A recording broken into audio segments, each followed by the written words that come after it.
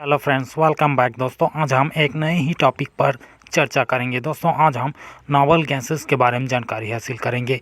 दोस्तों यह periodic table में इसका स्थान पी ब्लॉक एलिमेंट के अंतर्गत आता है। यहाँ पर हीलियम से लेकर नियॉन तक सभी एलिमेंट्स नोबल गैसेस के अंतर्गत आते हैं और इन्हें जीरो ग्रुप ऑफ एलिमेंट कहा जाता है।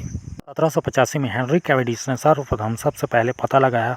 उन्होंने अपने एक्सपेरिमेंट में कार्बन डाइऑक्साइड से मुक्त होने वाले गैसें का पता लगाया और ये मुक्त होने वाली गैसें जिसमें नाइट्रोजन और ऑक्सीजन के मिश्रण थे। उन्होंने इस नाइट्रोजन और ऑक्सीजन के मिश्रण को लेकर अपने एक्सपेरिमेंट किया और अपने एक्सपेरिमेंट में इस नाइट्रोजन ऑक्सीजन के मिश्रण में विद्युत चिंगारी प्रवाहित की, जिसमें से कुछ पोटेशियम हाइड्रोक्साइड के विलयन में जैसे नाइट्रोजन और ऑक्सीजन के मिश्रण सीधा घुल गए और इस प्रकार एक्सपेरिमेंट में एक नए प्रकार का अननोन गैस बना और इस अननोन गैस का वॉल्यूम लिए हुए वॉल्यूम के लगभग 20% था। इसी तरह एक्सपेरिमेंट आगे बढ़ा और 109 वर्ष बीत जाने के बाद 1894 के लगभग विलियम रैमसे और लॉर्ड रेले ने कैवेंडिश के एक्सपेरिमेंट को फिर से दोहराया। दोहराने के बाद उन्होंने भी वही 20% वाला अननोन गैस प्राप्त किया और उन्होंने इस बचे हुए अननोन गैस का जो लगभग 20% वॉल्यूम था उनका स्पेक्ट्रम ज्ञात किया और उन्होंने इस स्पेक्ट्रम को नाइट्रोजन के स्पेक्ट्रम से मिलाकर देखा। उन्होंने अपने एक्सपेरिमेंट में पाया कि यह अननोन गैस और नाइट्रोजन गैस का स्पेक्ट्रम आपस में मिलते नहीं हैं और एक प्रकार के अक्रिय गुण प्रदर्शित करते हैं, जिसके कारण इसका नाम आर्गन रखा गया।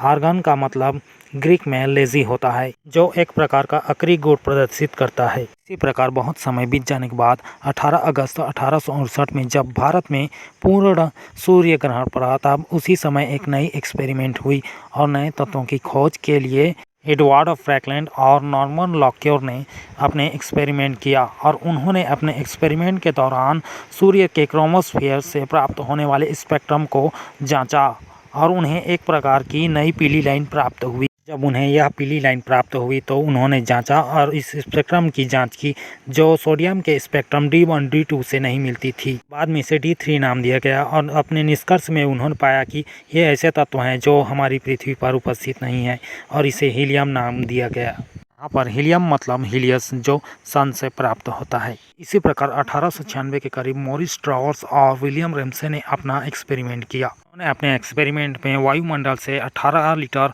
आर्गन प्राप्त किया और उन्हें संदेह हुआ कि ये कई गैसों का मिश्रण है। उन्होंने इसके प्रेशर को कम करके इसका प्रभाजी आसवन किया, जिसमें कुछ नए तत्वों की प्राप्ति हुई और नए गैस प्राप्त हुए और इस प्रकार नए नए तत्वों की खोज हुई, जिसमें सबसे पहला आता है नियॉन। पर सबसे पहले नियॉन गैस की खोज हुई, जिसके अंतर्गत आता है नियॉन मतलब न्यू। इसी प्रकार अन्य नोबल गैसेस जैसे क्रिप्टॉन की खोज हुई, जिसके अंतर्गत इसका वास्तविक अर्थ देखें तो क्रिप्टॉन मतलब छिपा हुआ और इसके बाद ज़ेनॉन जैसे एलिमेंट पता चला।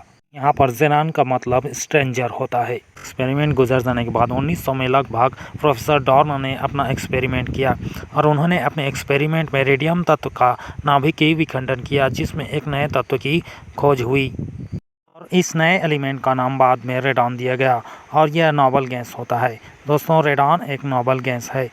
फ्रेंड्स वीडियो में बस इतना ही। दोस्तों आज हम नोबल गैस के बारे में जान चुके हैं, तो दोस्तों आगे हम नए टॉपिक पर चर्चा करेंगे। तब तक के लिए चैनल को सब्सक्राइब करके रख लीजिए।